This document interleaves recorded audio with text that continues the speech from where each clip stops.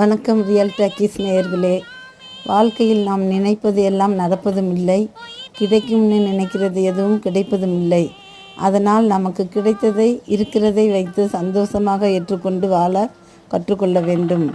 இதை சாவித்திரி அம்மா 1000 ரூபாய் படத்தில் இந்த பாடல் மூலம் கிடைத்தா கஞ்சி தண்ணி, கிடைக்காட்டி குழாய் தண்ணி என்று பவ்யமாக நடித்து காட்டியுள்ளார்.